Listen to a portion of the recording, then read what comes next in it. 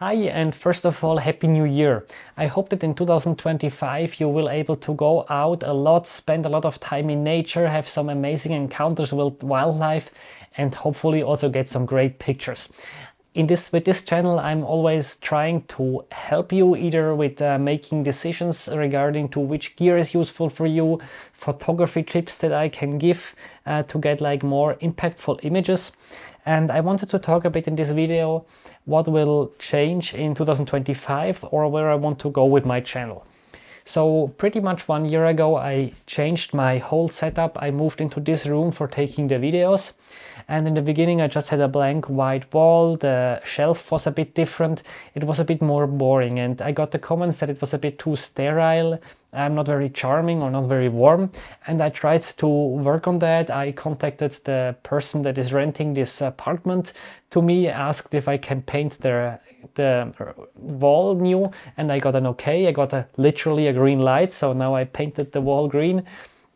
And then I also bought some LEDs for the shelf to give it a bit warmer look.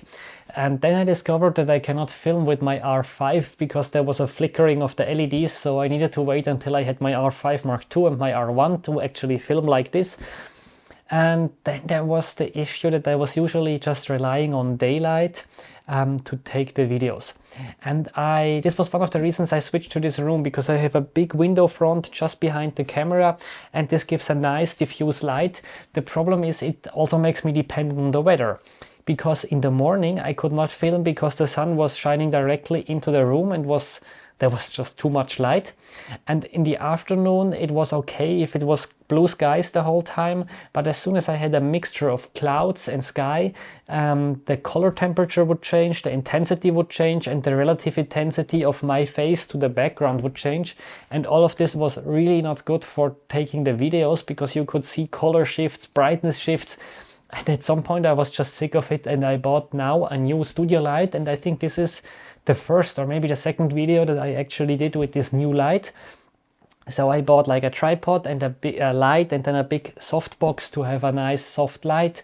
And in the background I have here my LEDs, and here I have another light that kind of illuminates a bit the wild dog in the background. So I hope this gives a bit more a pleasing look. And after the intro from Scandinavia, I want to talk a bit about where I want to go with my channel in terms of the content.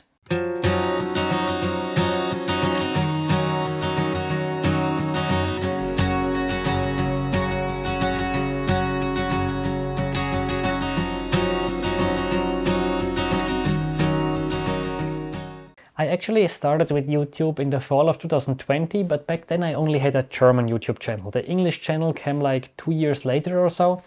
And in the beginning I primarily did some nature videos where I was out filming myself, often with the smartphone, of how I'm trying to take pictures in nature.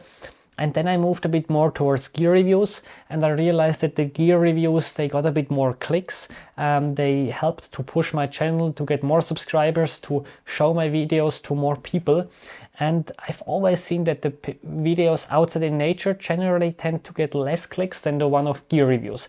And I find this actually a bit sad, because I also enjoy taking these videos outside. I'm finding nature generally more interesting than gear. I still like gear a lot, but I would like to do some more outside videos, some nature videos, and I'm trying to best to make a nice mix here on this channel. And what I want to do for 2025 is just to keep going with a wide selection of gear that I review. So since last year, since 2024, I'm basically covering Canon, Nikon, Sony, and OM System, and also Panasonic from time to time. So we have really all the big brands here, and I want to continue with this.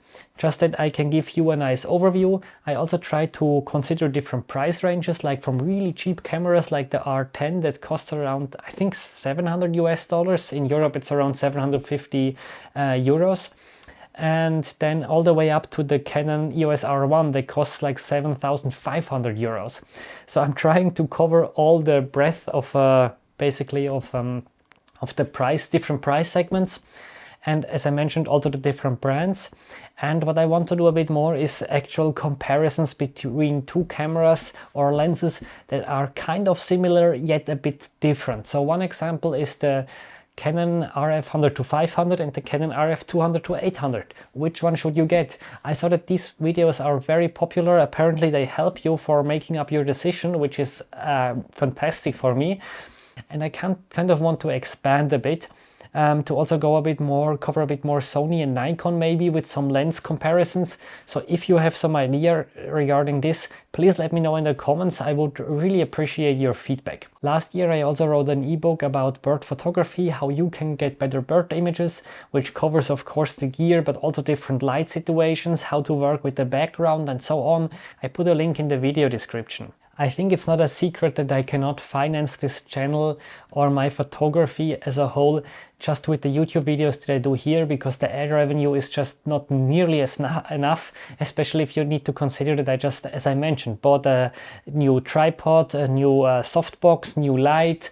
I bought new microphone last year, this and that. It all starts to add up, and the ad revenue I get from YouTube is not big enough to cover all of this. So in this sense, like, I'm very happy if you buy the ebook, but of course only if it helps you. Some people also supported me over buymeacoffee.com, which is also appreciated.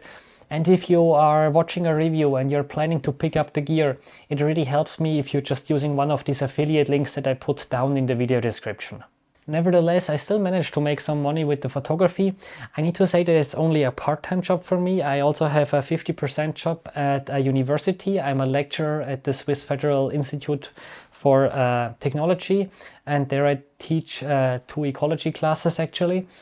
And I think what's very important, because some people were asking how can you afford this and how can you afford that, especially now that I said that YouTube is not enough. I think it's sometimes also a question of priorities. For example, I don't own a car, and maybe you don't realize how expensive a car can be. You need a parking or a garage that costs at least 150 euros a month already.